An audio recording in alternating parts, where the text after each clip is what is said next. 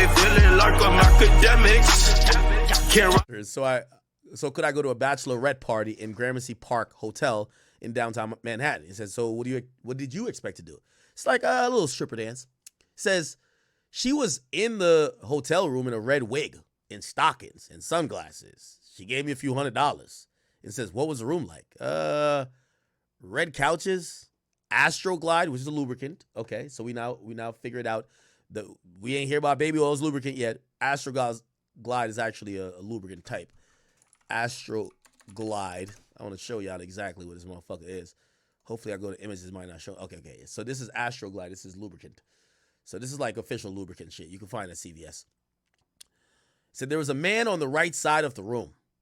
He says the man had on a white robe and a bandana over his face. And a bandana. So it's like Diddy was wearing a shiesty kind of. Below his eyes. So he had the bandana down here, and then he had a baseball cap, so you could only see like this. You could only see like this. Okay? From his voice, I recognize him as Sean Combs. The person said, well, what did he say? He says, he said he was into importing and exporting. The male dancer then says, he says he was having problems with my boss. The defense says, objection. Comey says, I'll get back into that. But after the sex was over, what happened? The male dancer says, Cassie gave me a couple $1,000 more. Whoa. So they started with, she gave me a few $100, right? She gave me a few $100. Now it turns, Cassie gave me a few $1,000 more. Wow.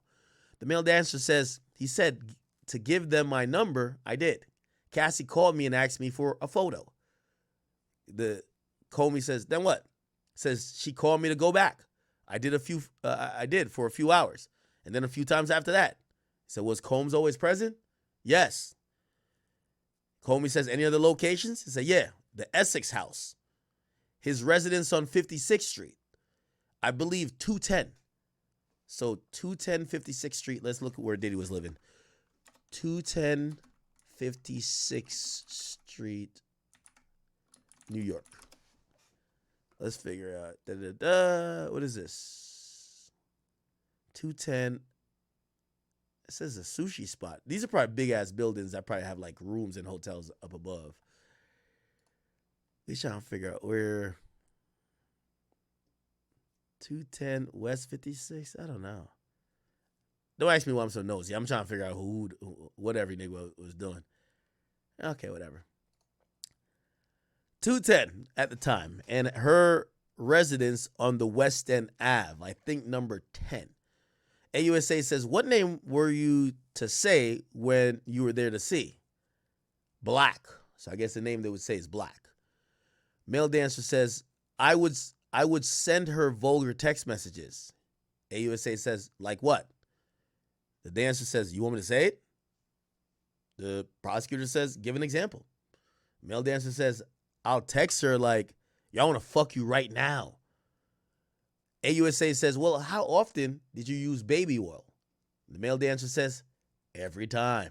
Oh, shit. Now the baby oil comes in. So apparently every time.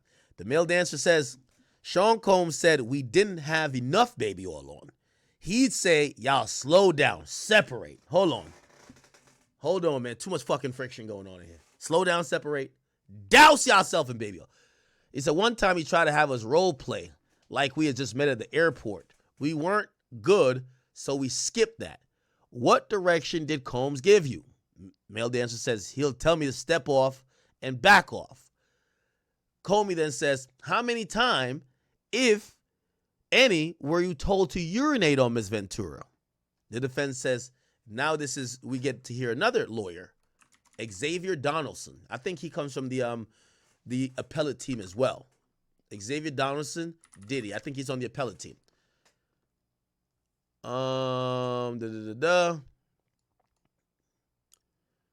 Xavier Donaldson is a New York-based attorney.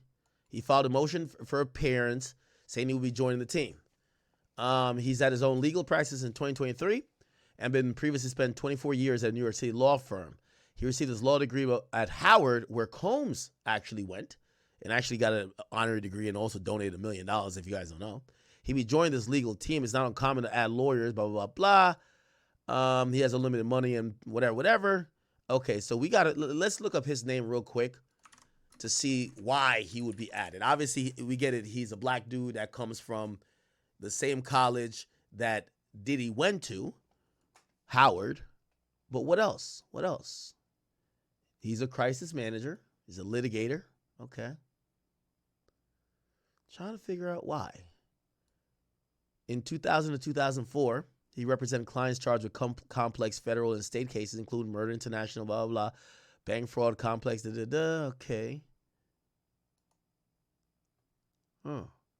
Look like he's also familiar with, appellate stuff, okay. But he's been involved in civil litigations, okay. All right, so now we see federal and civil litigations. He's involved there. Okay. All right. All right. He's also a lawyer.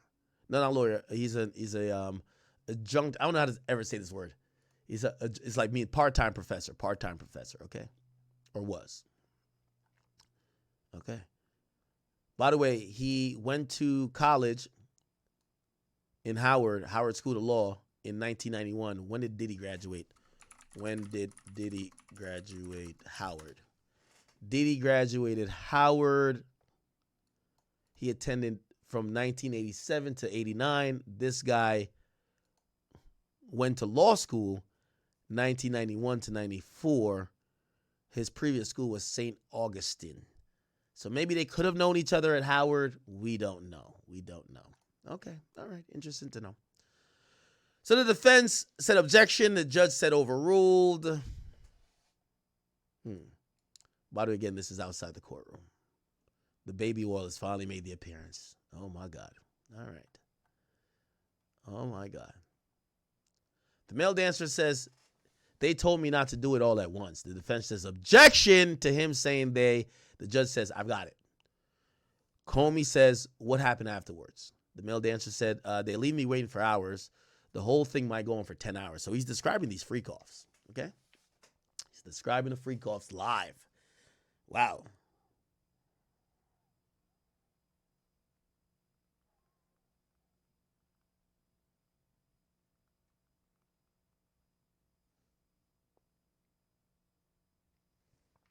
Okay. All right. This is getting interesting, chat. So, again, we now have what we're going to call a sex worker, even though they call him a male dancer. And he did admit that what he expected upon first getting dispatched to go to Cassie and Diddy's room was that it was a bachelorette party. He was supposed to go just do a dance. Supposed to be innocuous, nothing with sex. Somehow it did turn to sex. But we all know every time, it's like a stripper, right? Like a bitch will be working as a stripper, but you know she sucked dick on the side. Like, you know what I mean? Like, they'd be like, oh, no, we just dance until you pay me enough. Now she starts sucking cock. So it's the same thing with the male dancer. He think he's going to do a little strip tease, all that shit. But, of course, you slide him a little more bread, he's slanging cock, right? So that's pretty much what it is, even though they're calling him a male dancer. He's pretty much a damn escort, right? So cool. All right. We're here. We are here. Let's see. Okay. The male dancer says they were headed to the Essex Hotel. They said they were going 30 minutes. It was the first time he opened the door as himself.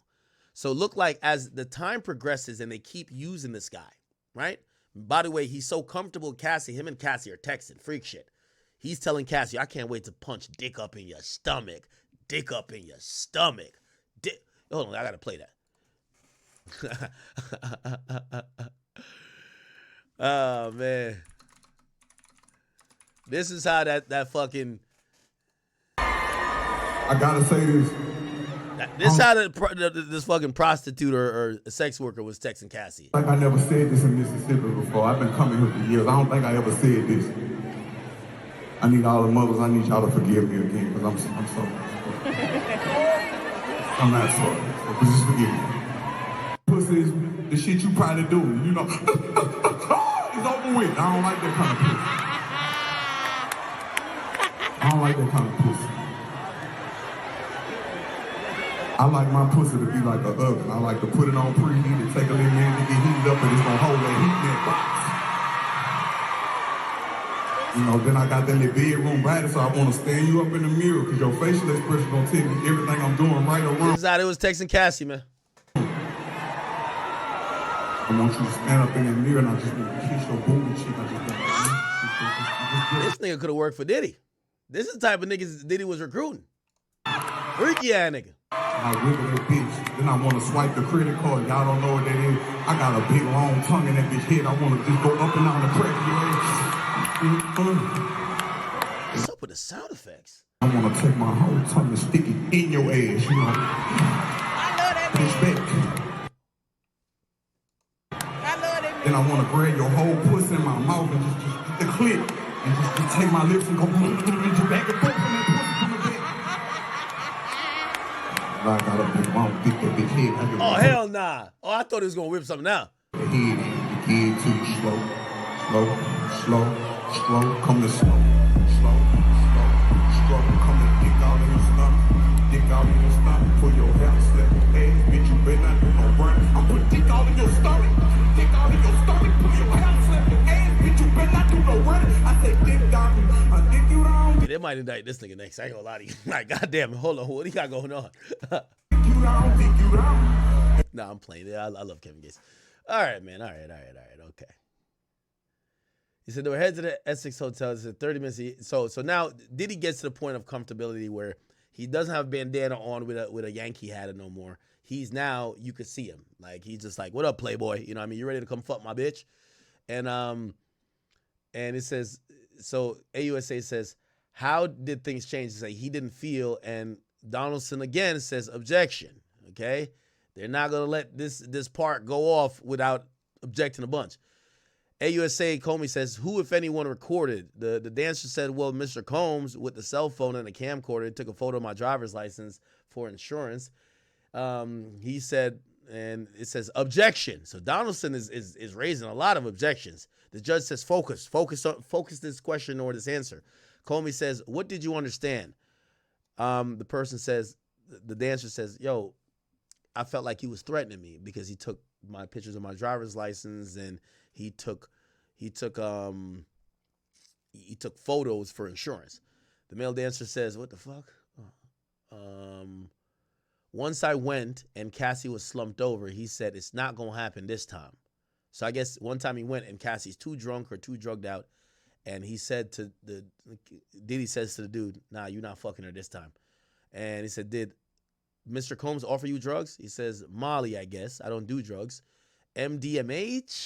I went out and handed out $100 bills.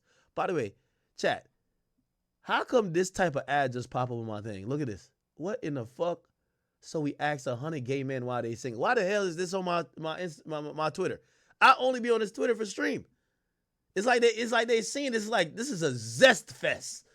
They just threw this in my algorithm. Why is this in my, or maybe this is in the response thread? No, it's not. This is like an ad. What the fuck? What the hell? Bruh. Hey, yo.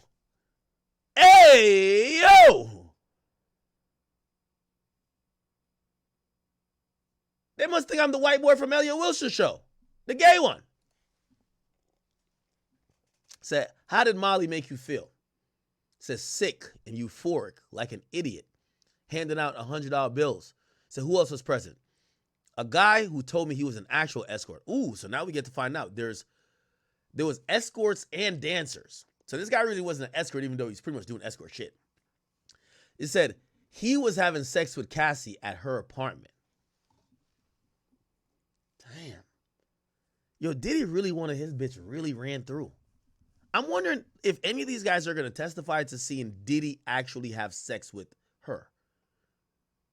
Because it's starting to feel like Diddy didn't even want to fuck her. Diddy just wanted to see other niggas fuck her. Whatever. Okay. Holy shit. Okay.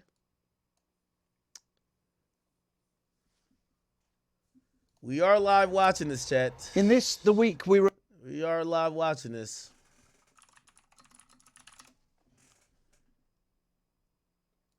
So this is outside the courtroom.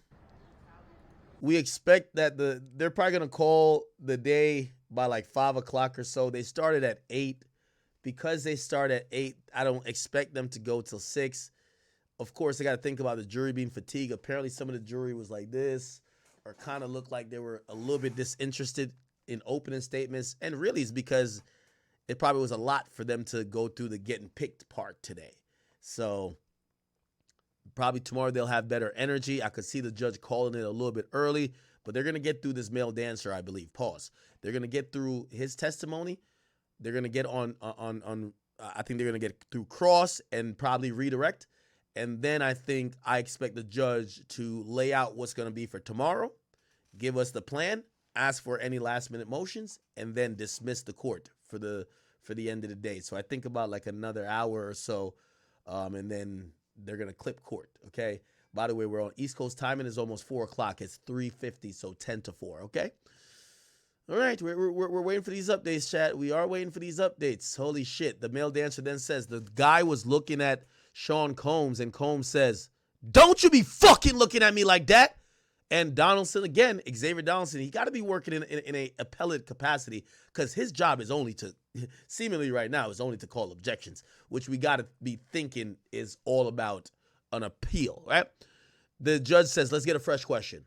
The AUSA says, what did he look like? The male dancer says it was a black guy, kind of skinny. We exchanged phone numbers. So they're talking about the other sex worker that was supposedly fucking Cassie, right? Yo, Cassie, damn. You know who got to be tough for? Alex Fine, unless maybe he's into this, like, you know, swinger shit too. If you have to sit through a trial hearing about dozens of random men fucking your girl, like, I would imagine, like, you know, he's in love with her and he has kids with her and that's his woman now. That might be bothering to him too. But, you know, obviously she's came clean about everything, I would imagine.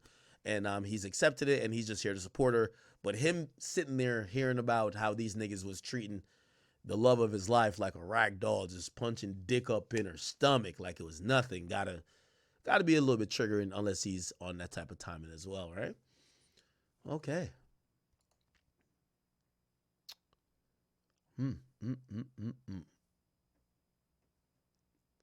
So Diddy had so much control over these sex workers. He was even policing how they would react to him, even though they weren't fucking him, at least from what we know now. We haven't heard about any of these sex workers having sex with Diddy or Diddy performing sexual acts on the sex workers, but we're hearing that Diddy, like, not only would he tell them what to do and how to do it, and if it'd be like, hey, role play like you just met him at the airport. And if he didn't like, he'd be like, stop, y'all trash, stop. No, stop. We need more baby oil, add some baby oil, take that. So he was doing it like he was directing the scene. Like, this is like Martin Scorsese type of shit. So he's doing some shit like that. And, shit, you know, apparently the sex worker kind of looks at him and he barks at the sex worker. Like, yo, don't be fucking looking at me. So I guess he likes to watch the sex worker fuck Cassie. But if the sex worker turned back around and be like, let me look at Diddy maybe for approval, or maybe that nigga gay too, I don't know. Diddy would bark at him, don't look at me, look at her. Fuck her and look at her while I look at y'all. So it's given this idea, and by the way, I hate that term, it's given, but it's putting out there this idea of Diddy was fascinated and obsessed with this control. He wanted control. Very interesting, right? This is outside. Okay. Very, very interesting, people. Can't even lie to you. This is very, very, very, very interesting.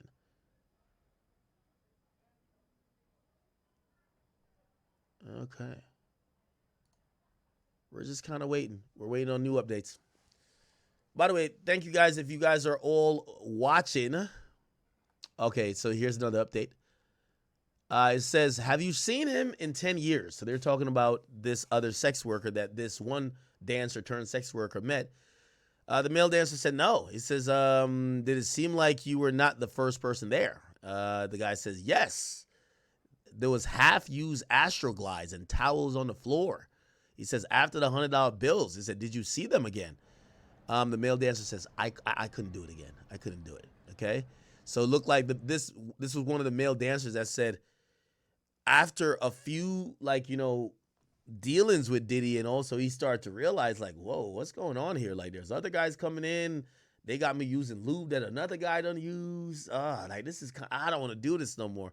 The male dancer claims they couldn't do it. Also, remember this guy said he didn't take drugs and that Diddy would instruct him to take drugs. Like, nah, nigga, you gonna take this fucking Molly, nigga. You gonna take that goddamn Molly, bro. Okay? And then you gonna dick down my bed. Okay, this kind of, it's a little crazy, but that's what happens, right? Comey then says, hey, what did you get paid when you couldn't perform? Now we don't know what that means. Maybe he had a limp dick, ED, I don't know, erectile dysfunction, I don't know. The male dancer said nothing, but I never asked for money. I was happy to get involved with people with such notoriety, but after I seen Combs hit Cassie, okay, so that's what he's talking about. So he said he's seen Combs put his hand on Cassie. He said he could no longer do this anymore. Wow. Chat, once again, welcome. If you're watching on any platform, it shows me here, we got like 32,000 people up in this junk. I would like for you to make an account, whether you're watching on Kick, whether you're watching on one of my YouTube channels, on Facebook. We're not gonna go live on. We're gonna go live on Twitter when we're nearing a verdict. I only go live on Twitter for special occasions. So when we're nearing a verdict, we'll go live on Twitter. But other than that, I want you guys to make an account. Please hit the follow button. We're gonna be keeping you up with all the details day by day as this progresses. By the way, just keep in mind that there are no cameras in court, in federal court. So we're kind of relegated here to get third-party testimony of what they seen in court and also read the tweets. And by the way, this guy, Inner City Press, very splendid, outstanding guy. He did a good job. I've been following this guy since literally, I think 2018. He did the whole tweet of 6ix9ine's trial. He's been pretty accurate. We don't even know if he likes these people or not. He's very unbiased. He tweets like a transcript. I like it. So if you guys are watching here and you are just trying to get the update of what's going on, we're doing it at the minute. Again, it would be great if we could watch this. Obviously, certain shit wouldn't be shown if we would be able to watch this. And if you're wondering for some random questions that, if you're just joining here, what those questions might be. If you're wondering, hey, well, are they going to show the freak off videos? Yes. And by the way, we're hearing about some of these things that would be freak off videos now. We're 2 witnesses in. The first witness was the security guard that was working at the Intercontinental Hotel. He was not the person who sold the video, but he was offered money by Diddy to sell the video. He claimed he recorded it to show his wife. He said he had a physical situation with Diddy where he pushed him up against the wall after Diddy accused him of recording him. He said he asked Cassie, because he broke it up, asked Cassie, do you want me to call the cops? This is after the infamous video where Diddy hits her over the head, drags her. She says she didn't want cops to be called. Brian Steele, who is Diddy's defense attorney, we all know him from Young Thug, he just got on the case and he tried to take it to task to say, how come we're hearing about new details that wasn't in your report? You never said that Cassie turned down offers about you involved in law enforcement. There was never no law enforcement involvement. Diddy paying for this was all about him trying to control a PR nightmare rather than obstructing justice in the sense of preventing a law enforcement body of getting the video. There was no law enforcement body. Also, why you never said that you saw multiple men in the room with Diddy? Why we're only hearing about this 9 years later? Keep in mind, it happened in 2016. 9 years later, Diddy's on trial for sex trafficking and RICO, among other things, in prostitution with travel. So thank you guys for tuning in. We're going to do as best as we can to try to get you all the information about this. So the next tweet happens to be, I think we're waiting for it. We're waiting for it. Okay, so this guy basically says he never really asked for money, even though he was given money. But I guess he was saying, after the first time, which he thought was going to be a dance, then he ended up fucking Cassie. He says that when they would require his services afterwards, he wasn't asking for money. He was just happy to be fucking with people of notoriety. He says the reason why he stopped is because he saw Sean Combs hit Cassie. He also said he started realizing things were getting a little bit weirder because he would realize that he's not the first guy that would come to the room during this 10-hour, sometimes multi-day freak-off session, so he wasn't the first person to fuck Cassie. He would come in, they would give him lube, or he would see lube, but the lube was already half used, and they're like, what the fuck? Now, it's kind of interesting. None of these people are mentioning that they think Diddy was having sex with her, which that's striking me a little bit as odd. again, I understand this cuckery shit and all that, but you're telling me Diddy never wanted to fuck her at all? It was just all about him whacking off to this power and control that he had over her to be able to make her role play and basically have live porn in front of him. I mean, maybe. I don't know. I can't understand Diddy's, kinks or whatever, but it appears that that's what's going on, right? Holy. Okay, so we are waiting for the next tweet. And we do have it. It says, what was Mr. Combs saying as he met Cassie? The male dancer said, bitch, when I tell you to come over, you come over. I didn't know what to do. AUSA says, did you intervene? The male dancer says, no. I knew that the changes there were bodyguards. Or I knew that the chances there were bodyguards. So I guess he's saying, yo, he heard Cassie getting verbally abused by Diddy. He didn't say nothing. And they're saying, well, why didn't you intervene? He said, well, I thought there would be bodyguards or other people, so I ain't say nothing. There was an objection that was made, right, by the defense. We don't know if it's Donaldson who's been making the majority of the objections, but there was an objection made, and that objection was sustained, which means that the judge agrees that because, this guy's getting into speculative land, meaning, the AUSA says, why you intervene? And the person says, well, I knew there was chances there might be bodyguards. No, just testify to what you know, not what you think. Even though technically they're asking him, why didn't he intervene? Him speaking to the possibility of bodyguards, that's where the objection is probably going to say, get off of that. It's not about what you think. It's all about what you know or, what you could testify to seeing, right? So, again, we will see. By the way, I see somebody in the comments here saying he would have done it for free. He said it doesn't sound like coercion. He sounds like he was happy to do it. Well, this guy is a sex worker, or we're going to call him a sex worker. He was initially a dancer. He isn't, okay? He isn't claiming that Diddy took advantage of him. From what we know, none of the male workers are actually claiming that they were victims of this sex trafficking ring. If anything, they're saying we were just doing our jobs. This guy is just saying that I never got paid. For the majority of these sexual escapades. And the reason why I didn't get paid is because I was enjoying it. That's what they're pretty much damn near saying, okay? They're saying that they were willing participants, and but they did notice that the dynamic between Diddy and Cassie seemed either aggressive, Diddy was shouting, or Diddy was doing a lot, okay? Very interesting to know. Okay.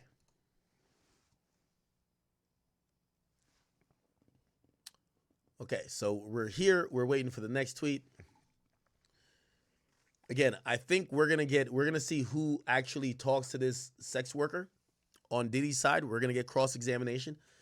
I would imagine maybe Mark pops in, but let's see if Brian Steele does the heavy lifting again. Someone has to speak to this person and do cross-examination to try to debunk some of the stuff of what they're saying. Because again, what this guy's story has been, yo, I came over to dance. They wanted me to fuck her. At first, Diddy had this thing kind of covering his face, but I could tell it was Diddy because I heard the voice. And then later on, as the more I came over, Diddy would just greet me with no disguise on. Keep in mind, there was disguise worn by Diddy. Like he had facial covering, bandana that was only showing he had a hat on, and bandana below here, so you couldn't tell. But they said he could tell by the voice. Also with Cassie, Cassie was wearing a wig. So Cassie was wearing a wig. Let me go up there. I can show you. So Cassie was wearing, here we go. Cassie was wearing, here we go. Hold on. Yeah. It says the man had a white robe on with a bandana over his face, below his eyes, and a baseball cap. From his voice, I recognized that it was Sean. It says she was in a room, that's Cassie, in a red wig, stockings, and sunglasses. So it looks like Diddy kind of understood that they had some incredible notoriety, but he was trying to get these kinks off with regular people and people who probably, were new, right? Because it doesn't seem like he was trying to have the same sex worker fuck her. It seems like he was like, he wanted new people to fuck her. But he didn't want them to know that's Cassie and Diddy. So she would wear sunglasses, a wig, and whatever to disguise her, and he would be like, you know, which I ain't gonna lie, like that's some crazy shit, but whatever, bro. Whatever. Yo, who tweeted this, man? Yo, Ellis Coat, man. Fuck you, nigga.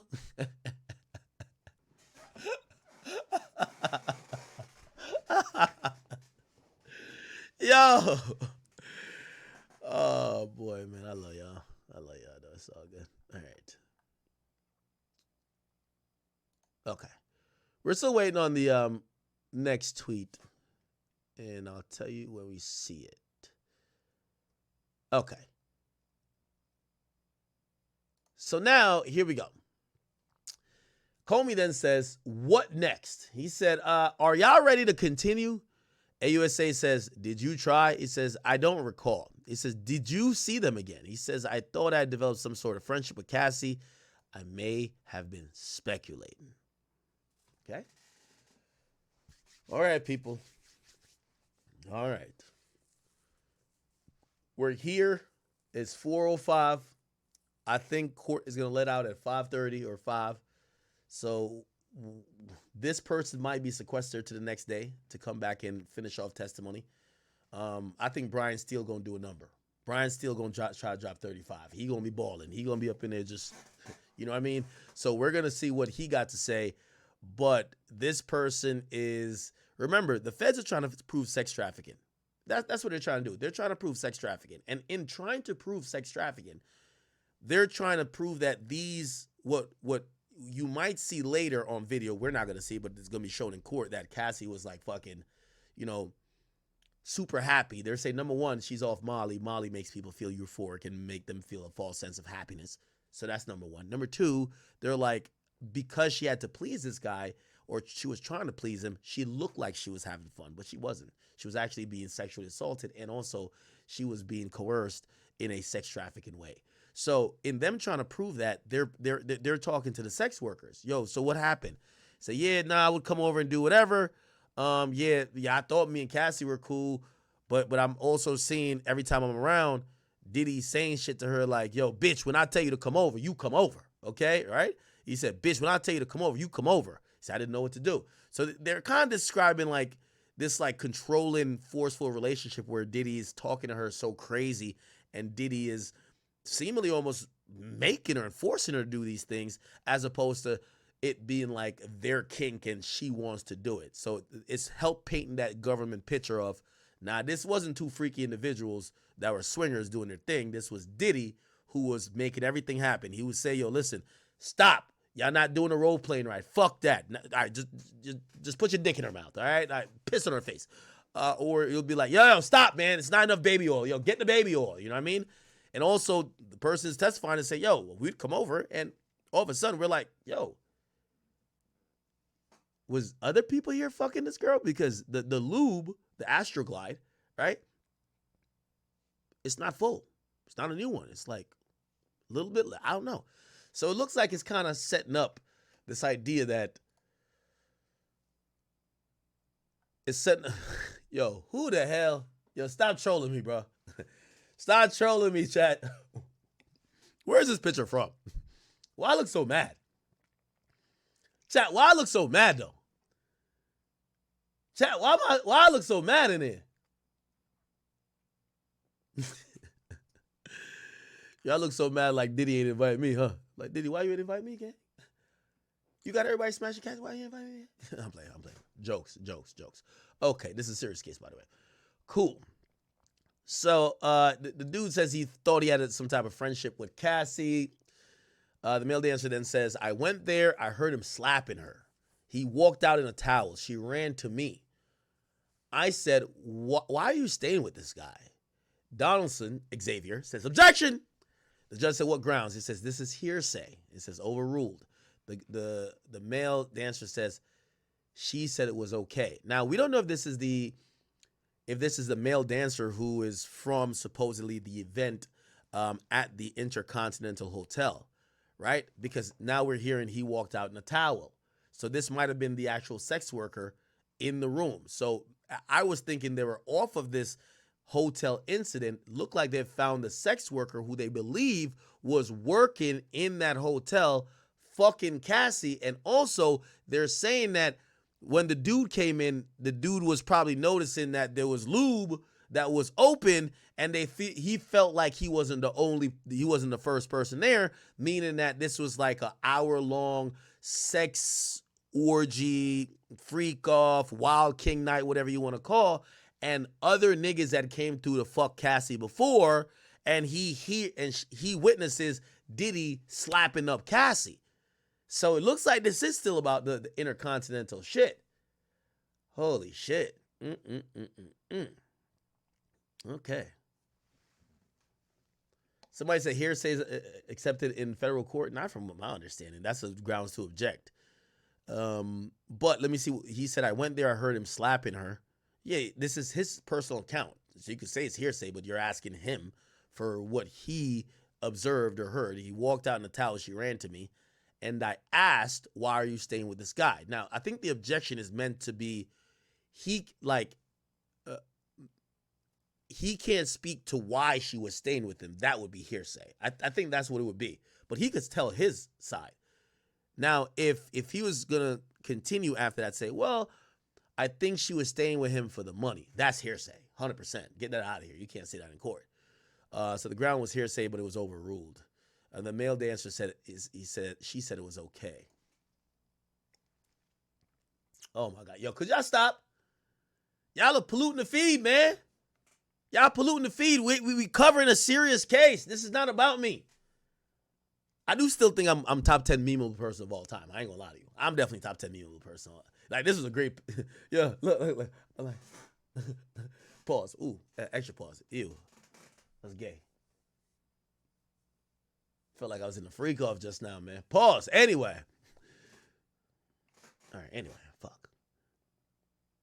Yes. So somebody's right. So this was the guy in the room. Yeah. So it looked like they found the guy. Okay. We're waiting, chat. We're waiting. AOC Comey says nothing further. The judge is saying let's break before the cross. Okay. So there's going to be a cross. It looks like there's probably going to be a 10, 15-minute break. And they're going to allow like a 30-minute cross from the defense team, and then they're going to call it for the day. Okay, this is still an explosive day. We're finding out that Diddy had Cassie getting piss in her mouth. Bro, I ain't gonna lie to you, bro. This is. Here's the thing. If I have to give my opinion about what I'm hearing, I'm not in court, by the way. I'm reading all these things. I'm kind of getting the energy from what other people are saying. The worst part about this case is the freaky shit. I still can't tell if maybe Cassie wasn't with this. It's just that everything I hear, I'm like, oh, why would you do that to a girl you like? And that's the problem for Diddy.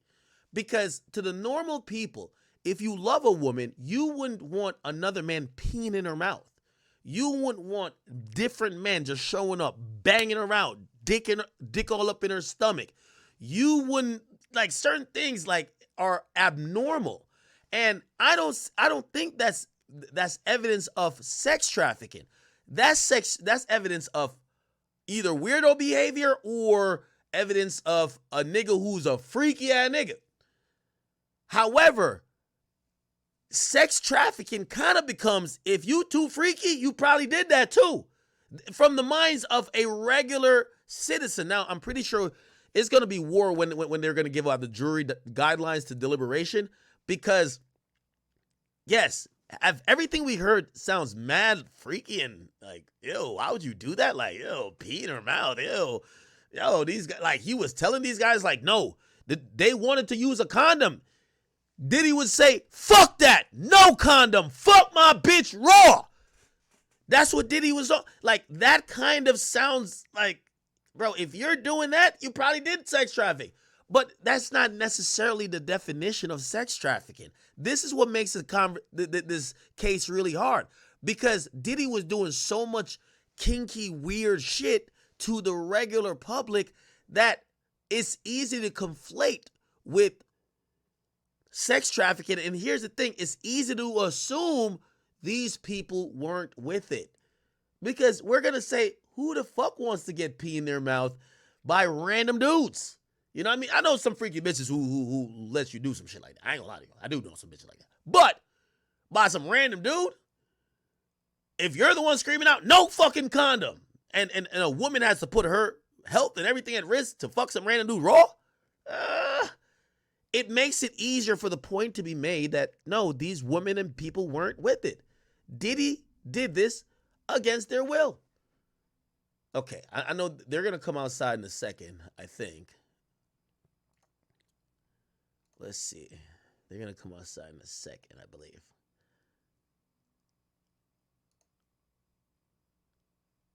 And this update. So this next update, we're going to get supposedly like a little breakdown, but holy shit, man.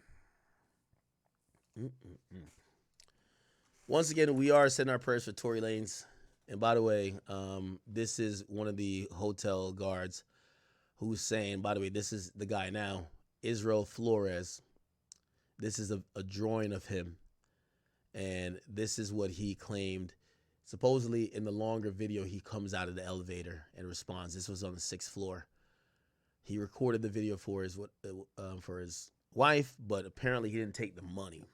I know he feels stupid now. Somebody else took the money, and they took $100,000 supposedly, or at least a lot of money. This was the family, I think, coming back from lunch. I think this is the family coming back from lunch. Let's see. Who is this that's walking with the walker?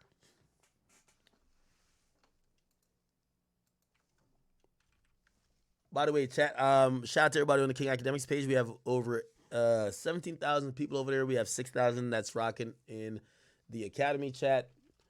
And, of course, we have about 2,000 people rocking over at Rumble.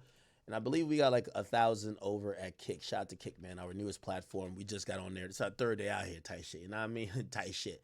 Anyway, I think this is... Lisa, how are you? It's TMZ here, sorry. Well, you look great nonetheless. Yo, she turned away like, he didn't get away from me. Who is that? Misa, how are you? Now, Misa Hilton is I believe who's Misa Hilton? Misa Hilton. No, that's not Misa Hilton. Is it Misa? Diddy? That's the mother of Sean Diddy's, that's the mother of Justin Combs. Is she the one with a walker? Or is she this person right here? This is Misa right here, right? It's TMZ here, sorry. Well, you look great nonetheless. It's good to see you. Oh, this is Justin. Don't block her way. If she needs to walk, create a space. This gotta be Misa then, right?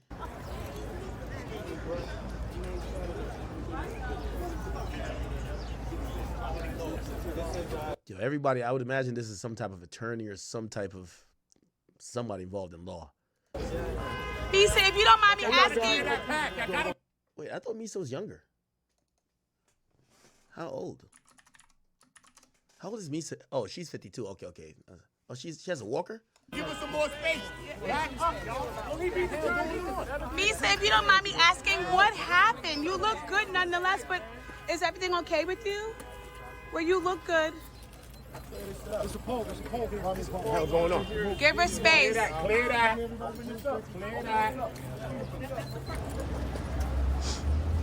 This gotta be them coming back for lunch. Stay back.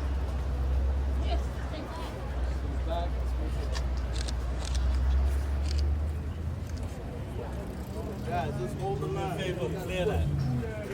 Clear that path.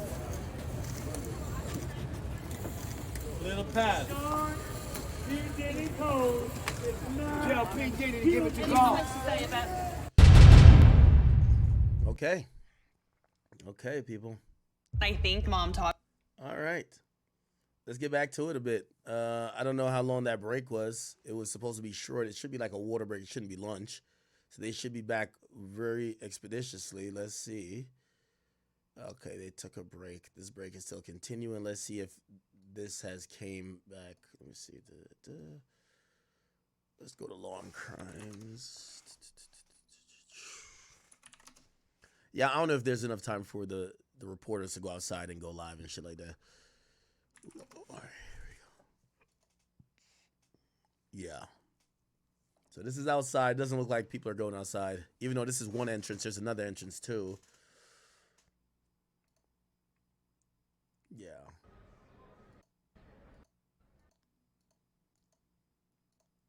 Wow.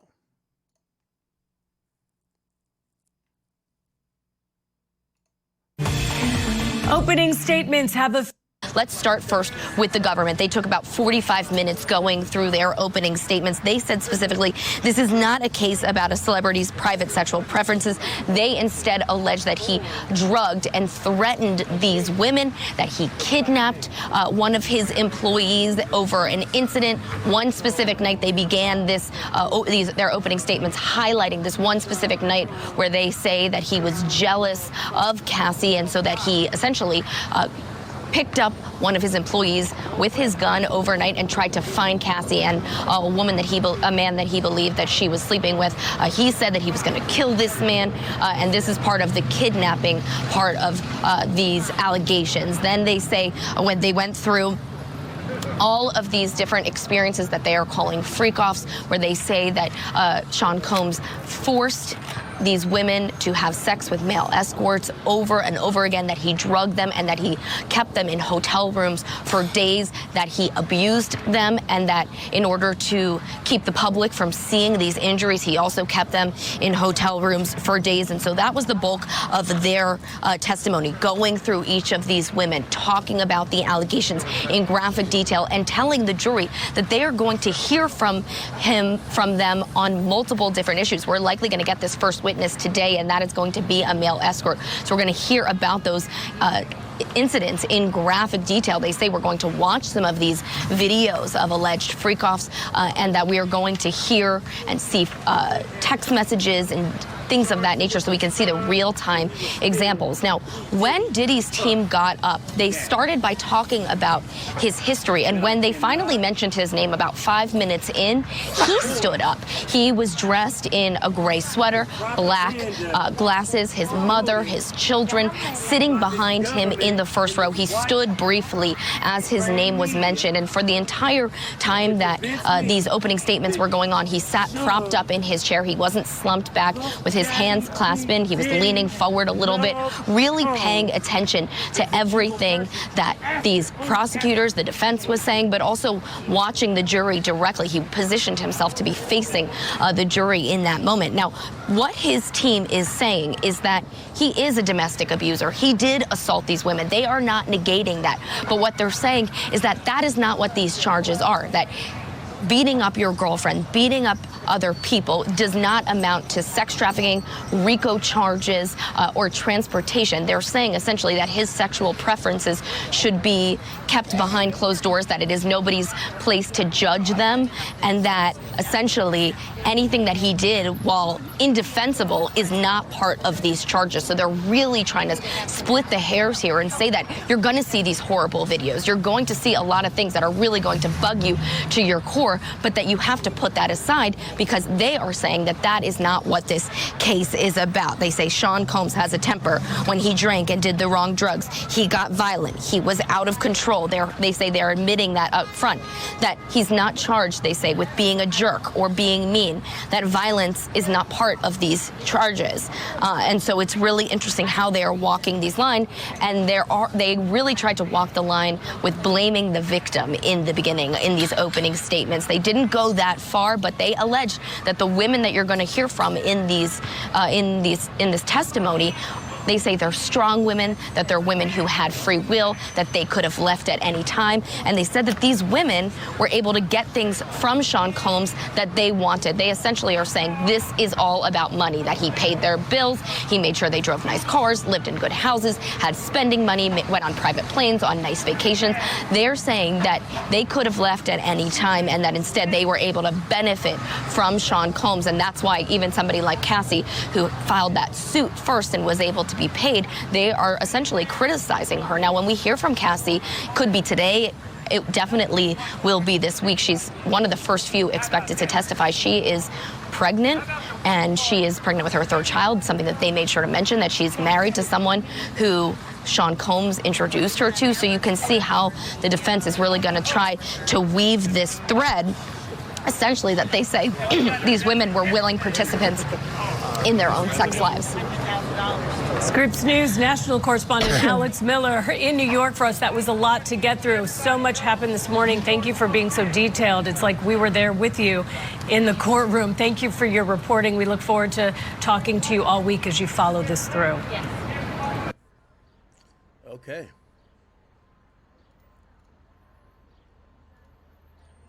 Look like they're still on break. Yeah, they're still on break. It should be returning shortly, though. Yeah.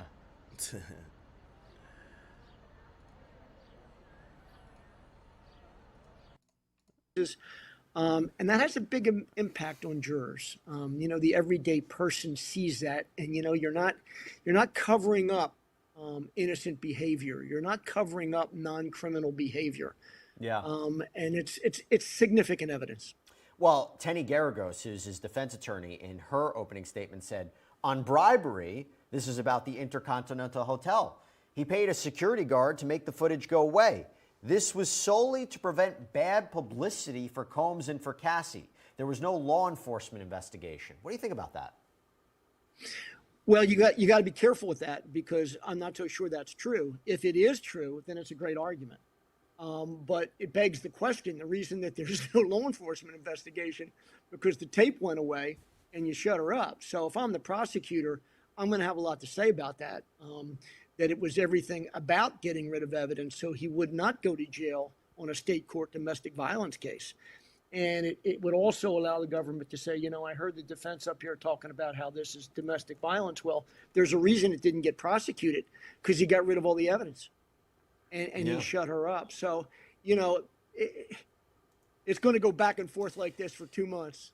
It really is. It really is. And we just got an update from court. So Mr. Flores says, and again, first witness of the Sean Combs trial. This is somebody who had worked at the Intercontinental Hotel as a security guard. He's currently a LA police officer. So he was a security guard at the Intercontinental back in 2016. He says, there I recognize Sean Combs. He is there wearing a gray sweater. The prosecutor asks, what was your title? He replies, Assistant Director of Security. The prosecutor says, let me show you a photo of the Intercontinental Hotel. The Flores says it's shaped like a pyramid, and that exhibit has been admitted. So they're using him to lay a foundation for some of the evidence that's going to be put forward here. I have a question from Alicia Velgos. Is Jennifer Lopez being subpoenaed? Oh, that's probably unlikely, right? I can't imagine. Because what would be the value of her testimony? What would she say? I don't. Yeah, I don't think J-Lo would be subpoenaed. If the freak-off started when he dated Cassie, clearly when he was with J-Lo, even if he was cheating, he had some more respect for her than trying to put her with random men who would pee or urinate in her mouth. Like, J-Lo seemingly wouldn't go for that. Also, the only reason why I would think that J-Lo would be subpoenaed or be in this trial is if they were really trying to look into Diddy having that gun in that New York City nightclub. Jennifer Lopez is integral to that story because supposedly she brought the gun in the club in her purse. And that would be important if she could testify to that. But we're not hearing anything about the 1999 club shooting or whatever it was with Diddy. All we're hearing about is the sex trafficking stuff, and it pretty much starts around the time he starts dating Cassie, which I believe is around 2006, 2007, or 2008. So it appears that all those other things, whether you want to think about Tupac getting killed, some people feel he got something to do with that. None of those things are coming into play. The only thing coming into play is Cassie, another woman named Jane Doe, and all the incidents that happened seemingly pretty much with women, and even the Lil Rod situation, which a lot of people have heard a lot about. He's in court, right? Suppose he's in court with his lawyer, but he's not seen or being called as a witness from what we know. He's not seen as a victim, and he's not being called as a witness. So we're going to see how that goes. By the way, they are in civil litigation. Diddy and Lil Rod, so maybe they have their interest there. So they're showing up to court. Also it's a good PR thing. We have a case with this motherfucker already. Let's show up to court. Who knows? I don't think that's going to happen. It'd be great for us, but I don't think that's going to happen. It certainly wouldn't be great for Ms. Lopez. So I wouldn't anticipate. I think we would have heard about that one loud and clear pre-trial if that was happening. It seems that the prosecution wanted to be very specific with how they charged this. I mean, if you look at all of the allegations Sean Combs has been facing in the last 2 years, year and a half, if they wanted to potentially charge him with everything into one case, I think we would need years to get through it. They're very specific in what they charged him with and also what they didn't charge him with and who they're going to call and who they're not going to call, right?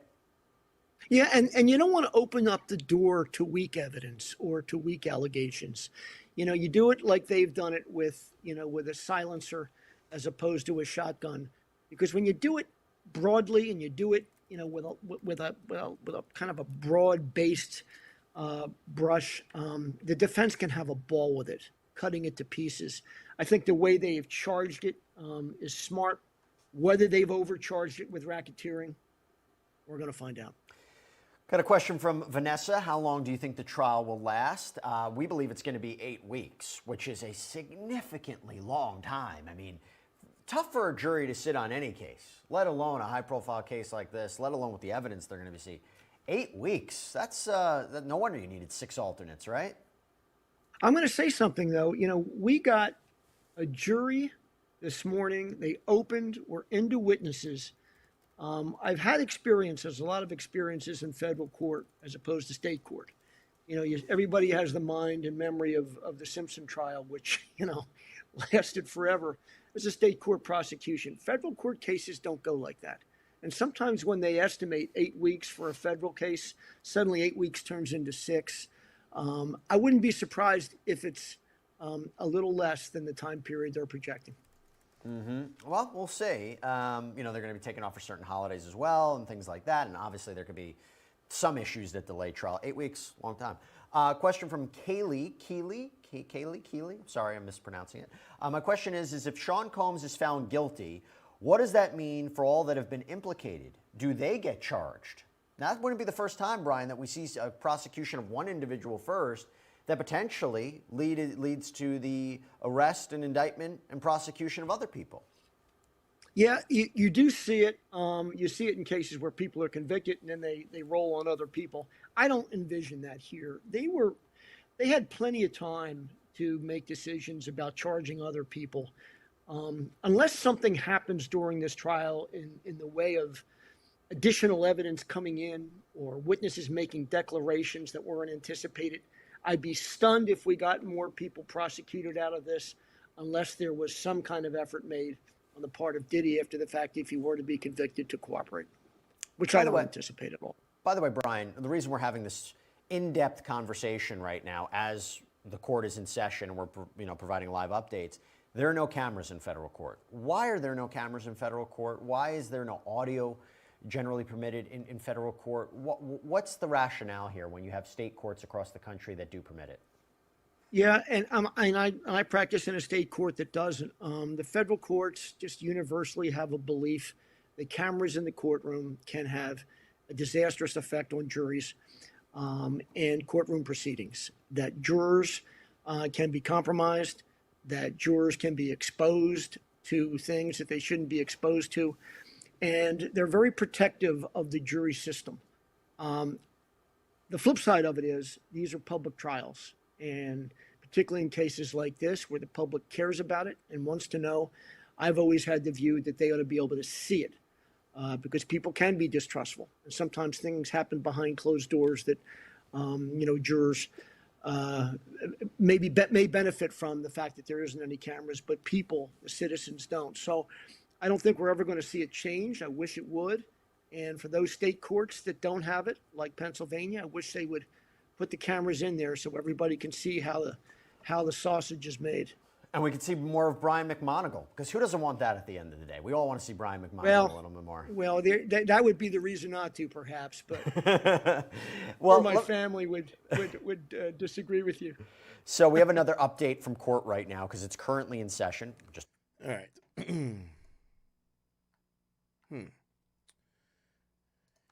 So I think they should be back out of that break. Are they? Said no. During the break, the male dancer witness is named Daniel Phillip, not Phillips, as it first sounded like. The judge has now welcomed everybody back. It says, welcome back. It says jurors. So, but can I have a lawyers for a sidebar? So they're having a sidebar currently. Thank you guys for becoming members. If you guys are watching this on YouTube, I really would appreciate if you guys can make an account. Just hit the subscribe button. You'll get notifications whenever I go live. We will be covering this daily, every single day, until we get a conclusion. They're saying it's going to be eight weeks. I really don't see this happening in 8 weeks. I think once they get out these main witnesses, which I don't know when they're going to trot them out, Cassie and Jane Doe, I think he's going to get wrapped up pretty soon unless Diddy takes the stand. I have no idea what his defense will look like. It looks like they're planning to call a bunch of character witnesses, but 8 weeks seems kind of exorbitant. There are going to be some federal holidays they're going to have to work around, but I think it's going to be a month to a month and a half. So 8 weeks would be 2 months. I think between 4 to 5. 4 to 5. Right? Now, I think the reason why they say 8 weeks, they might run into certain issues that need maybe a few days off of court, and the jury is going to be just told, stay home until we figure whatever out, especially when it comes to maybe videos and what's going to be barred, what's going to be allowed, how they're going to be describing certain things. That could be a problem. Also, we should know Brian Steele was just in one of the longest, actually the longest trial in Georgia history, which was a YSL trial. So he's kind of built for the marathon. We will see what happens next. So they're having a sidebar real quick. It's 4:24 p.m. When this happened. But they're having a sidebar. Usually court runs till about 5:30, latest 6. Remember, they started up at 8:20 today. So 8:20 they started up. So currently from 8:20 to 4:20, what's that? That's pretty much already like an 8-hour day, right? Now they did take an hour for lunch, so it's a 7-hour day. So we would imagine within the next hour or so, they're going to cut this shit. They're going to cut it, right? Somebody say he better get ready for 20 years. Damn, Cassie was drinking piss, getting fucked by multiple dudes a night. Wow. Somebody said Jane Doe is the Asian girl of Young Miami. Well, let's go to Gina. And Gina Hill, I always fuck up her name. This was her interview talking about Diddy. Do you mind? Remember, her whole story was that Diddy made her terminate 2 pregnancies, used to hit and abuse her a lot. She also talked about the jealousy from him, but also looked like she had some jealousy as well. Telling me what year did you meet him? I met him February 2014. Well, technically, the very first time I met him was September 2013, because I was at a fight in Vegas and I went to the Palms and he was hosting there. So I kind of met him there, but he says he remembered it vaguely. And then 5 months later, I ran into him again in Miami, February 14, 2014. So that's when we officially met, I guess. And what was that encounter like? When you met him and you remember him, but he didn't remember you. Of course, everybody remembers Diddy. It's Diddy. Well, I think he saw me and then he was like, this was at the Palms. He saw me and he asked who was I with, and I pointed to the guy I was with, and he kind of left me alone after that.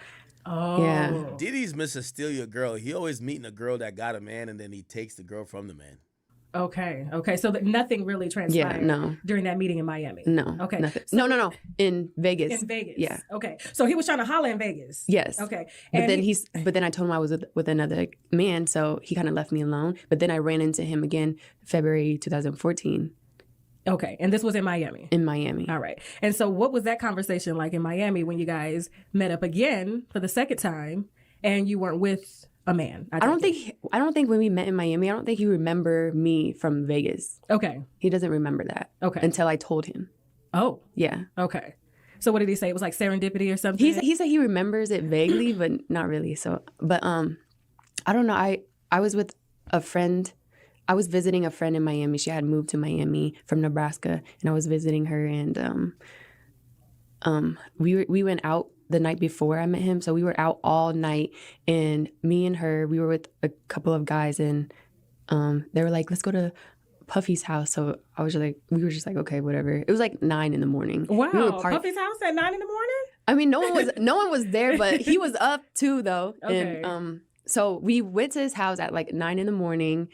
And when I first walked in, I'm very like a chill person. I can tell. And so like I could walk into a White House and still be chill, but like inside I'm like screaming, oh my God. But when I came to his house, obviously I was kind of like, you know, I don't know, I guess like starstruck in a way, because I'm from Nebraska, so I'm not around none of this. So, but I'm chill though. And he came, so when I came, he was like, you not happy to see me? Oh. You at Diddy's house, that mean you made it. The cockiness. Yeah. Okay, Diddy. I was like, but yeah, that's. And how old were you at the time? I was 21. 21. Or 22. Okay. And you're how old now? I'm 27. Okay. Maybe 22. So a long time. Yeah. These dates are crossing over. We'll get into that in a second, okay? We're going to get messy in a second, all right? So you're at the house. You meet Diddy. So obviously he made you feel comfortable. Of course, we've seen it. Diddy seems to be this like very just kind of inspirational, always just kind of over the top, DJ Khaled kind of personality. And so I take it did you guys like hit it off during that initial encounter at his house, or did it take some time? No, not really. We were there probably for like an hour, I say. And he was talking to the guys that we were with. Okay. They were artists, so like they knew each other. Okay. So he was like talking to them most of the time. And then by the time we left, I had already gotten the car. And then he like walked over to the car and asked for my number. Oh. And so I gave it to him. How'd that make you feel? Diddy asking for your number? Yo, chat, could y'all tell me I think she blocked my ass. Remember when we were talking about her like a while back? She blocked my ass. Like, nigga, the only way I could open her page is on incognito mode, dog. She blocked me. Because when I put her shit in Instagram, this one comes up. But her page not deleted. I thought it was deleted. I think we saw that before. Sorry, this page is not available, nigga. Get the fuck out of here. So she blocked me. But she has a story posted. I need y'all to go watch it. Because if she's Jane, go look at her story. It might tell us a lot if she's around the court. If she's around the court, Diddy's fucked. If she's Jane Doe, that's gonna be clipped for Diddy. I ain't gonna hold you. It made me feel. By the way, I think they should be back. It made me feel good, kind of. I guess. Really? Bro, who is putting? Yo, this was not at a freak off, bro. Why y'all acting like this is Diddy at the freak off? Stop playing with me, man. What's up with y'all, bro? All right, cool. Let's see if there's any more updates in court. Okay, cool. All right, we do have some updates. Great. So, all right, they have a sidebar. The judge says, "Hey, listen, Mr. Phillip, that is the sex worker. You're still under oath." David Donaldson says, "Hey, can I show you a text message chain between you and Cassie?" So this is now cross, and looks like Xavier Donaldson, the person who we thought was just an appellate person in the case, he's doing cross. Is this accurate? Dan Phillips says yes. Combs, Donaldson says, so you were working for a service. Phillips says a male review show. And Donaldson says you were a manager, male strippers for women. He says yes. He says, was prostitution prohibited? He says that's correct. So apparently this guy was working as a male dancer, and he was working for a company that was hiring male dancers. They actually banned, and they said prostitution, you can't sell dick, okay? So this guy's admitting, yeah. So he says, so your job was to build it up. The guy said yes and no. He said, I'll go yes. His objection, that's from the prosecutor. He says, sustain. He said, did the company open fake businesses to optimize search results? He says, fake results. It was just fake addresses. It was just SEO. He says, so you went to optimize the lady's experience. The guy says, I have no idea what you mean, bro. What are you talking about? It's just our slogan. Somebody says, not a value judgment, but just an observation. It seems like the government and Cassie don't mind make Cassie look bad as long as it helps him destroy Diddy. Facts coming out at trial paint Diddy in a bad light, but also facts come out and make Cassie look bad.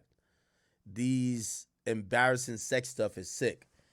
I mean, well, the idea is that Cassie's a victim, so I don't know if it makes the victim looks bad. Like if somebody get R-worded, you don't be like, yo, the details of the R-word made you look bad. It's like, nigga, I got R-worded. I wasn't with it. What are you talking about? So I don't know if that actually holds up.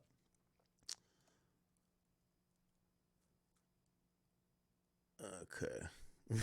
Somebody typed up a fake response. They said, did Combs ever have sex with Cassie due to freak-offs? No, just another rapper that I could remember. So what's her name? It was Meek Mill. He's a man. Donaldson says, pause. Nah. See, this is somebody faking it. This is not a real tweet. It's not a real tweet. We're waiting on Inner City Press. Okay, people. We are sitting here waiting for the updates. What y'all ate for lunch? By the way, we've been live for 4 hours and 32 minutes. We started around noon today, and we've been live and covering the case ever since then. Tomorrow, we might start a little bit earlier than noon because it seems like they're going fast with shit. So probably we start like 10 a.m. We might not start immediately at 8. We'll start at 10. Then we'll have some backlog of tweets. We can do some other topics and kind of start this off correctly. All right. Let's see. Somebody said they had a fish plate. What's that? Yeah, cheesecake. No Diddy. Did we talk about Tory? We actually did talk about Tory. Okay, here we go. Said Cassie told you to say the name Black? Daniel says yes. Donaldson says, well, your boss told you someone wanted a black man stripper. Phillips says yes. Donaldson says, let me show you. AUSA says, this shouldn't be put on the screen. Take it off. That's what Donaldson says. So it looked like this might have been like some type of solicitation of how they were getting this guy and probably what that communication was. And looked like, you know, as I said, in pretrial, they must have had to agree what is able to be shown on screen because this is open court. Everybody's going to see it. And again, when you're thinking about people who are victims, you're going to embarrass some of these victims. Like you're going to make these people look crazy.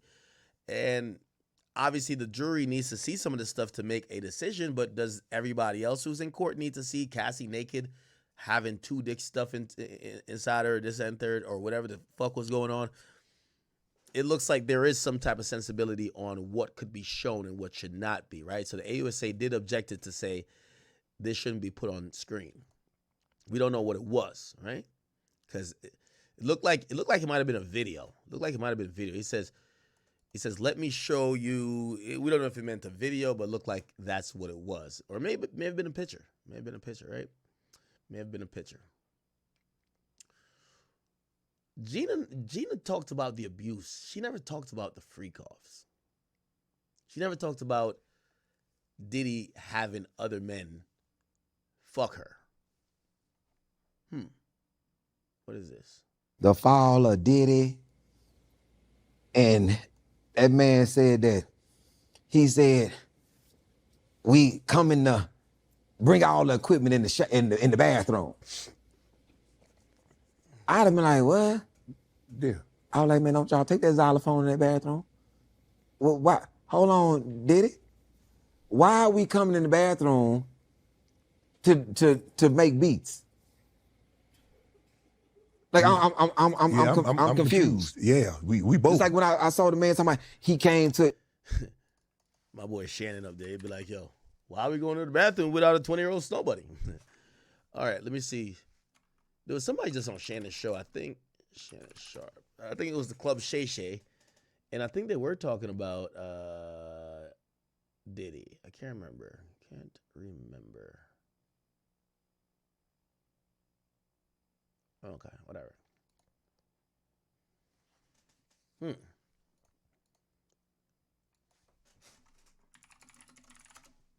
Very interesting, Chad. We're just still kind of waiting. We're going to start seeing some more movement here as we kind of approach 5 o'clock. It's 4:49. It's 11 minutes till 5.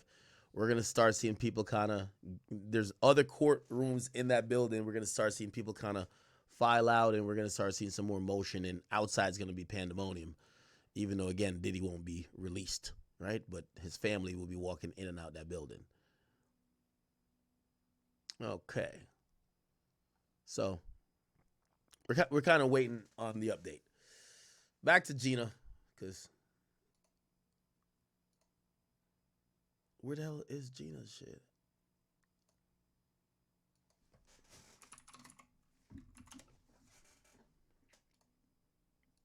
You didn't see him as like this old pervert asking for No, not at all. I know, because I see a 50-year-old dude. I'm like, at your age?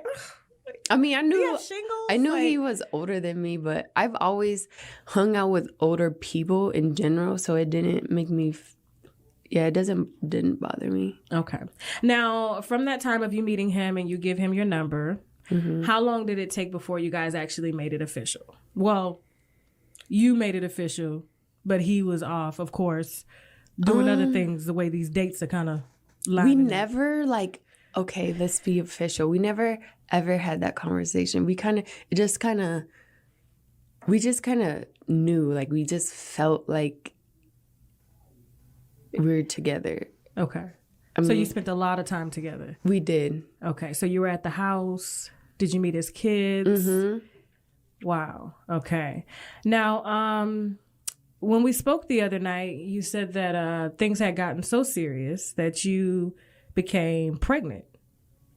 Not once, but twice, correct? Yes. Okay. When was the first now I'll be thinking, I'm like, you're pregnant for who? The sex worker or Diddy? time you became pregnant with Diddy's child? The first time was October 2014. Okay. So this was like, what, a year after? No, not a year, but because I met him in February and then I got pregnant in October. Oh, so the same year. The same year. Okay. And you mind telling me what happened with that pregnancy?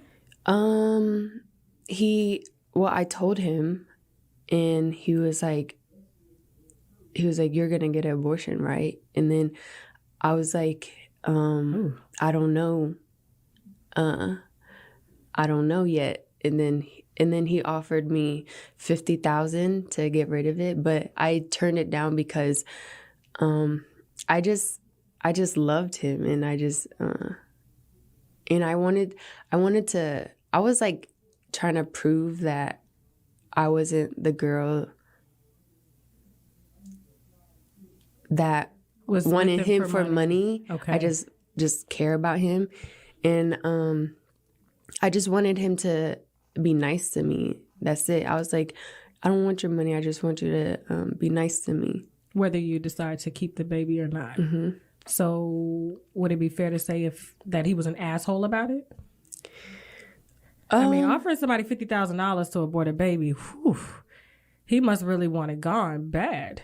I mean, in the beginning, like the first 3.5 years, the first 4 months, he was really nice. But then after that, he started being an asshole. So like I say, like the first 3.5 years, he was like mean to me. So when you say mean, describe it. He was abusive. He was like always belittling me, and always like, he was like mentally, emotionally, and physically abusing me. Did he? Okay. We do have another update. So they're now talking about, they said, so she was wearing a wig. They're talking about with Cassie. The sex worker says yes. Donaldson says, well, did she hand you money? And says, yes, she handed me $4,000. The question was, so this is before any oil rubbing, any baby oil rubbing. The guy says, correct. He says, she had on heels? And Philip says, yes, and dark glasses. Donaldson says, where did the money come from? His answer is from her hand. So it looked like they're kind of working on this theory, or Donaldson is as a defense attorney is saying, so you're saying that you got paid to do a sex act to a woman. The woman paid you. Diddy ain't pay you. The woman paid you. She paid you. She texted you. Diddy was just an observer. How are we saying Diddy's the one who orchestrated all this shit? So apparently, he got paid $4,000 to pee in Cassie's mouth and to dick her down. Don't seem like that much of a hard day at work.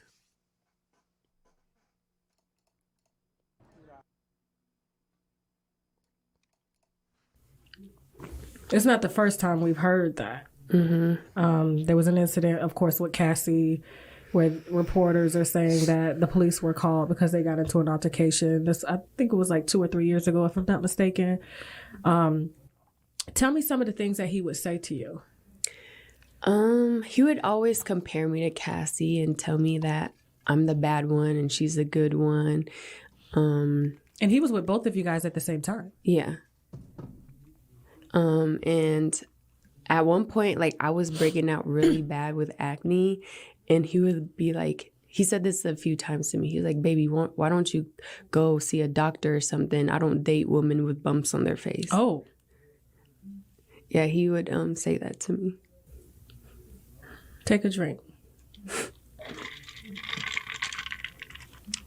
Relax. The interesting thing about this entire interview, too, look at Tasha K, little lame ass. Tasha K, you could tell this woman, she might have some Stockholm syndrome, because she was even, anything Tasha K told her to do, she would do too. Take a drink. Oh. So maybe it's just, she's a little bit traumatized from maybe like being in control of relationships, that when she's told to do something, she just does it. Okay. I can tell this is bringing up a lot. We have some tissues. Thank you, Jasmine. Okay. So, of course, that is very, humiliating, especially when you love someone and they tell you that you're not good enough for them. He would like call me names, like he would call me a hoe every single day. Another tweet. We got an update, chat. We got another update. So Donaldson says, you were wearing a New York City Police Department uniform, right? They say, yes, I bought a New York Police Department t-shirt. It says, you took the oil off in front of Cassie. Daniel Phillips says, the oil, I took my clothes off. She says, it's my birthday. Okay? By the way, let me Google on the side, Daniel Phillip. Maybe we could get a picture of this guy. Apparently he's a sex worker. Give me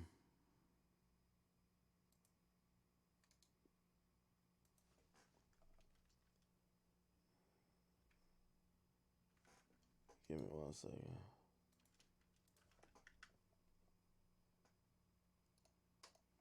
A hoe. Yeah. Why would he call you? Not that he had a reason, but like in his mind, what do you think prompted him to call you a hoe? Now that I think about it, I think. Oh, okay. Hold on. We're getting to use some tissue. Oh, I don't want you messing up your makeup. Okay, you look gorgeous. Now let's talk about the physical abuse. If you're okay, are you okay with that? Okay. So obviously you terminated baby one because you loved him. How long after you guys started dating is when did the physical abuse start? The first time it ever happened, which was not even like that long into the relationship, because I met him in February, and then it was probably like the beginning of May, because we were at Meek's Mill's birthday. Okay. He had like a mansion party, and we went, but while we were there, I was sitting here, and then Puff, and then Meek, but I was like covered with like a stand or something, like probably says like "Happy Birthday, Meek" or something like that, but it's like a little stand that like was covering me, because there was like a lot of cameras and stuff there. So it was like me, Puff, and Meek. Puff had like leaned forward to like talk to somebody, say hi or whatever. And so I turned over to Meek and I said, "Happy birthday." He put his hand out and he was like, "Thank you." So I reached his hand and shook it. And as I shook Meek's hand, he turned around and saw it, and he got so mad. Wow. And then we probably like stayed like 20 minutes after that happened. And then when we got in the car, he like grabbed my hair. We were in the one of those Escalade trucks. Okay. So I was sitting on this side, he was on the other side, and he like grabbed my hair and like cussed me out for doing that. He was like, "Why the fuck can I cuss?" Yeah. Oh, he was like, "Why the fuck you shaking his hand for?" Like just saying stuff like it was that. I just was like a jealous rage. Yeah, I was like, I was just saying happy birthday, nothing else. I think he thought I was trying to be sneaky behind his back. Interesting. Another quick update. Now we're talking about the freakoff itself.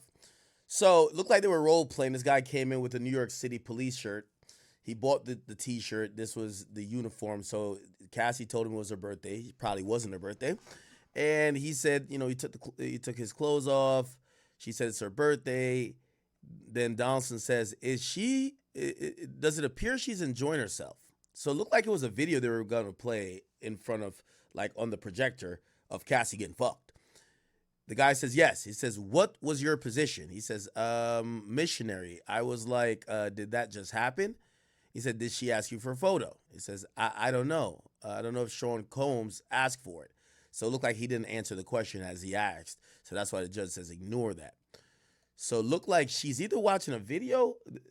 This sex worker is either watching a video, seeing a picture, or reacting to now the sex that they had at that particular time. So we're kind of getting into it where they're asking the sex worker, did you think Cassie was enjoying herself? Right? The guy says yes.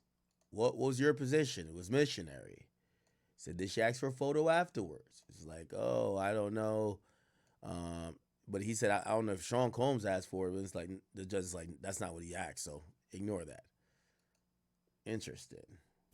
Because I like reached over when he like leaned forward to talk to somebody else. So he thought I was trying to be sneaky.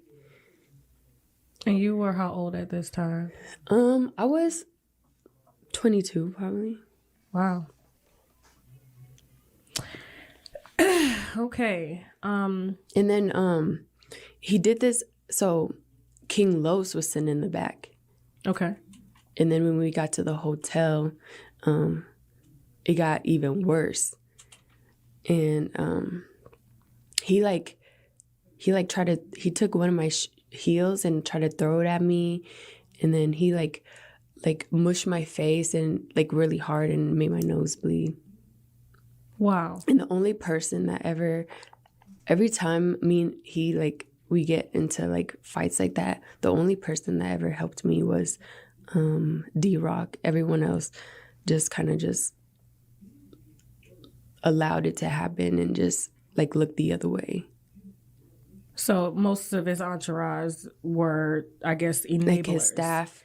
Yeah. Or, yeah. And they wouldn't say anything. They would just watch him. No, not watch it, but kind of just walk away and just leave us alone. And not really step in to stop. Wow.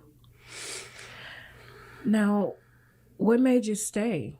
Because obviously there's baby number 2, and then there's more beatings, according to you, that happened after that, because that was just the first time. What made you stay? Because I just thought I just thought that he was only being like that because he loved me.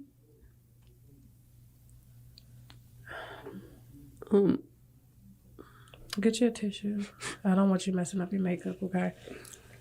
I'm sure you've shed enough tears about this, so. Cause. Thank you for the 10 super chats. Ack, how do you trust Drake to be truthful about the K-Dot fade when he lied to you about something as small as whatever? I'll read what you said. Chat, again, I never said Drake couldn't be lying. I'm saying everybody should put their sources out. At least I'm telling y'all the source. I'm saying if Drake is lying, tell me who y'all heard that from, that we could say, that I could go back to Drake and say, yo, Drake, this is what it is. Either you're lying or they're lying. Somebody's lying. That's it. Somebody's lying. That's all I'm saying, chat. Somebody is lying. So I understand you guys are like, oh, Ak, why do you believe him? It's like, all right, cool. Fuck believe in him. At least we're giving up where the source is coming from. How about y'all give up where it's coming from with y'all? Because there's a clear discrepancy, right? Now, if you just want to believe this random source that you don't know just because you don't like Drake, that's already the agenda I can't help you with, right? You're going to just believe somebody just because they're not going to give you no source. They're not going to give you anything. So it is what it is. I'll finish reading the donation, but it says, yeah, he lied something about knowing Stephon Diggs and Javante's former manager, associate Chris, who you spoke to on the stream. Somebody says, turn up the mic. My mic's low? Sorry there, by the way. Jen B. Hey, thank you, girl. She sent in 20 gifted memberships. I appreciate you. Thank you so much. Low Life Braid says, yeah, Ak, we gonna see why Meek look like a baby deer in the pool when they expose the Diddy X-Files. Hilarious. Gino Batty says, yo, if you were a sex worker, would you be happy to clap Cassie at the expense of Diddy watching you like you're on The Voice and like he's one of the judges? Oh, my God, that shouldn't be funny. Somebody says, Ak, do whatever you got to do to go to trial tomorrow. So if they show a sex tape you can react to, it's not like I'm going to have a video of the sex tape. What the fuck? Gifted Mind Frames, thank you for the 5 gifted memberships. And by the way, he gifted 5 earlier as well, so he gifted 10. J Mike, thank you for the gifted membership. King Buck, my boy. Anthony Arnold, my boy. Yeah, we are monitoring the stuff that's going on with Tory Lanez. Apparently, the facility is co-signing that he did get stabbed. They did have to rush him immediately to the hospital, and they called 911. Robbie Atkins says, Ak, I'll see you Thursday. I can't wait to see you Thursday, my brother. Appreciate you. Okay. Levy says, Ak, it doesn't matter where the source comes from if your source isn't reliable in the first place. So we're going to believe a source that we can't validate just because you don't want to believe somebody else. That's the problem. Again, I have no problem with saying, we don't know who the source is. They're like, oh, we heard from behind the scenes. Who's behind the scenes? I hate the lack of transparency. That's how you usually lie to people, okay?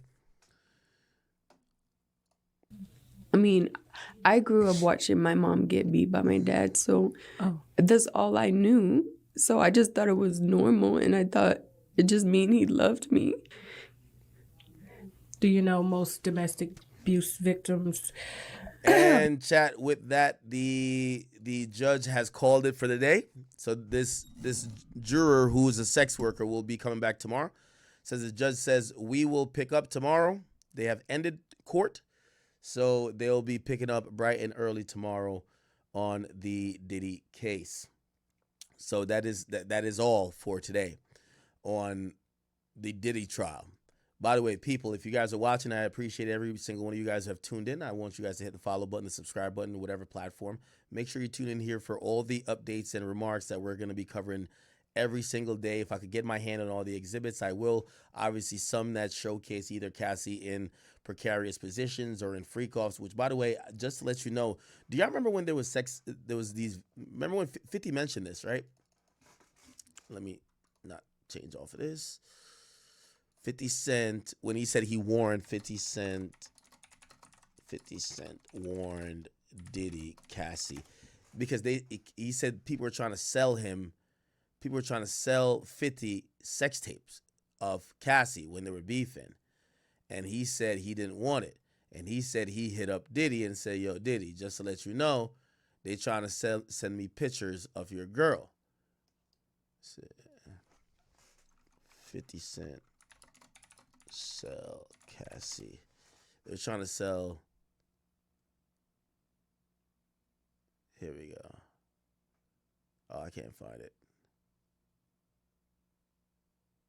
Y'all know what I'm talking about, right?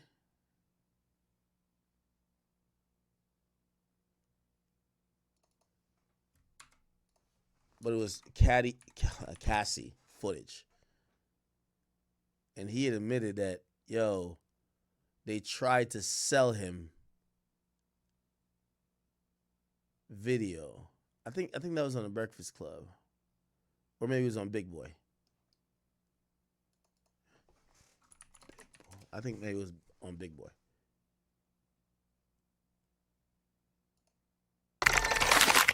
Knocked down like Oprah Winfrey. You see how Snoop's respect for Master P is? Yeah. With the Aaliyah sample? Man, you got certain guys that are their relationships made them so powerful, like in our business, that they can't be moved. Like Dre, I don't think you understand. Like, this is why you've never heard me say anything negative about him. You see what I'm saying? And also connected to like M, because M's our relationship. My Eminem is Dr. Dre is Eminem's. To Eminem to me is what Dr. Dre is to Eminem. Yeah. So to disrespect him in any way is just you out of pocket. You're not even following. My bad. All right, I got it right here. I'm telling you, you can find stuff easier on Twitter than you can on YouTube. It's kind of sad.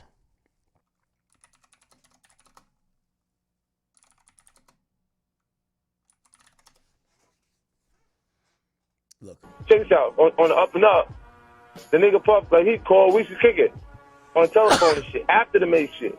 Right. And the nigga be like, matter of fact, they sent me the girl pictures, like pictures of this girl, like, not the shit that y'all saw. Worse, way worse. Wow. Oh, you kidding me, yo? Like penetration pictures and Nah, come on, man. Come on, Fifth. all that. And I called the nigga, I said, yo, you fucking with this girl, like, you really, like, you like her like that? And he was like, yeah, that's my girl. I'm like, all right, I'm going to send you something. You look at it, you call me back. I sent him the photos, the pictures and everything. And the nigga called back and was like, yo, thanks, man. Yo, I really appreciate that. Yo, where you get these shits from?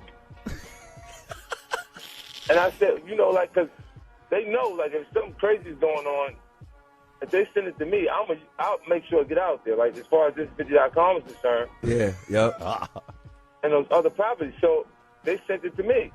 But, you know, I really kind of felt like those photographs was not happening because of Cassie. I felt like they was happening because of Puffy. Right. Oh, wow. You know what I'm saying? Because when a girl moves away from a man and she upgrading, niggas be insecure. You know what I'm saying? They start feeling some kind of way, especially like whoever the guy was she was with in the photos versus where Puffy's at. Because Puffy's, he ain't no slouch, nigga. You know what I'm saying? Like, he been able to take advantage of all the suckers. So where did it go wrong, though? Because I know y'all was... Okay. So this was a 2010, interview with DJ Woo Kid, who I believe was on Sirius at the time. And, yeah, very interesting. By the way, I think 50 has even chimed in today. You know what 50 said? Where is 50? 50 said, Diddy said, he put some statue like kind of peeing, and said, Diddy said, in your mouth, shaking my head. Right? He said, I woke up early this morning. This is about Ye. So I woke up early this morning thinking, yo, you can't suck your cousin dick for 6 years and not be gay. Somebody got to tell Kanye. I'm not going to tell him, nope, it ain't my job. Okay? 50 is hell, man. 50 is hell. 50 Cent rapper lives at, what? I haven't spoke to this guy in 23 years. I hear my name is attached to this. I have no association, connection to gangs. I am not gang. And to you tough guys, happy Mother's Day. I don't know what this is. Okay. Yeah, I'd imagine 50's going to do a lot of trolling with Diddy. Supposedly he had also he also put up, what he put up? He put some shit up like, yo, he put up Fonzworth Bentley. It was like, yo, whatever happened to this guy? Yo, low key, yo, 50 don't point a finger. He point an elbow. I don't know what y'all nigga talking about, man. I don't know where that nigga at, man.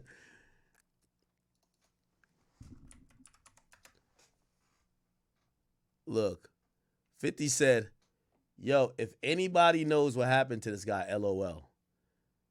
Yeah, this nigga been quiet as hell. Fonzworth Bentley. Fonzworth Bentley Instagram. Let's see what he got to say. Yeah, he ain't posting a while neither. Yeah, it's quiet for him. Yo, his NDA must be blessed. Whatever Diddy paid him off, gotta be lit. Cause we ain't hear one thing. He don't do a shade post or nothing. He just go ghost. And anytime there's some new shit about Diddy, he go ghost. He don't say nothing bad, nothing good. He is out of there. Holy.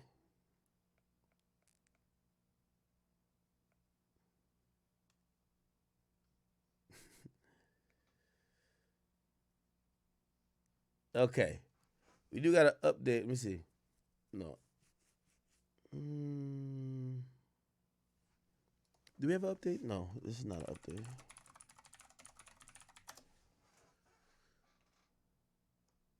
Okay, so everybody should be leaving court. Give me 1 second. This was earlier. We didn't play this vlog, but this was before the beginning of the day.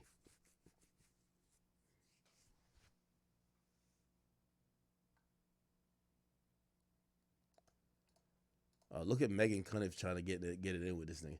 It's I should add, the reason why Inner City is able to tweet so much is that he's not tied to a news org that expects him to write daily stories and update the editors. He's totally independent. Oh, okay, whatever. Let me see. Where's this video from the morning? Okay, here we are, Matthew Russell Lee, Inner City Press. Today, Monday, May 12th, 2025. Well, they said it would never come, but here it is. Today, the opening day, for real, of the U.S. versus Sean Combs trial. Jury selection was last week, and it was supposed to have, they were actually supposed to make the picks on Wednesday. Then it got pushed to Friday, which we also covered. And they did discuss videos and witnesses, but they did not pick the jury. Somehow, it was decided to do it this morning before opening argument. So it's supposed to be at 8:30. This is being shot right around 8 a.m. And we'll just have to see. We'll begin with Diddy, and we'll end with Diddy over by the courthouse in just 2 minutes from now, more or less. In any event, it should be, the trial begins after all the hoopla, after all the back and forth, after a request for delay, after a team of, I believe, 9 lawyers has been assembled for Sean Combs. And of course, there's the lineup, the so-called six-pack of white women, as described by Mark Garagos, who's not one of the listed members of the team, but was in the courtroom during jury selection. He's now, I believe, out in California on the Menendez brothers, so it appears. But he was there. After all of this, it began. So we'll get back to that. But there are, of course, other cases, I'm glad to say. One has to do with Robert Menendez, Bob Menendez, Senator Goldbar Bob Menendez. Goldbar Bob Menendez was convicted at trial in this very same courthouse in the SDNY. Actually, maybe in the same courtroom on the 26th floor. He's been putting off his sentencing for some time. First, he put it off for his wife's trial, which was delayed by her health issues. She was also convicted. Now he's asked to put it off again. He got a final week on Friday. On Friday, Judge Stein said June 17th. That's it. June 17th is the day in which he will be turning. All right, people. All right. Chat, I think we're going to call it here for now. I think I'm going to be back on later tonight for the regular stream. What we're going to do is we're going to be doing these streams about Diddy, obviously, in real time. But, you know, it's going to hamper our ability to cover the rest of hip-hop and the rest of what we need to cover. So if I could try to do 2 a days, I will. Obviously, I know I still got a show to plan, and I'm kind of working on shit for that. I'm trying to get that done. But I don't want to take all the energy that's from this Diddy stream to go anywhere else. So I'm going to call it here. If anything, I know it's 5 o'clock on the East Coast. Maybe like later tonight, 10 o'clock, maybe 10 o'clock, I'll come back, take a little 5-hour break. I haven't eaten, I haven't done anything because I've been up with y'all. Okay, all I did this morning, I got my dogs out, and then I got on stream. So let me take a break my damn self, and then I'll probably come back on here we won't get into too much Diddy stuff. We'll try to give you an update on Tory later and then cover some other topics that's non-Diddy related. Keep in mind, you guys should tune in every day here. Pretty much we're going to go live at 10 a.m. tomorrow, 10, 11 a.m. tomorrow, where we're going to be covering the trial for the remainder of the day, which is going to be like 5 to 6 hours. And if we can, we'll try to lump in the rest of hip-hop stuff in there. If not, we will have to do a different stream. Okay, chat? So just give me a little bit. I'm going to go, come back to earth a bit, and I will see you guys hopefully tonight. If not tonight, I'm definitely going to see you guys tomorrow in the morning, but hopefully tonight. All right, chat. Thank you guys for watching. If you guys are watching on any different platforms, please make sure you guys tune in. I know I did say we're going to do an extra hour on Kick.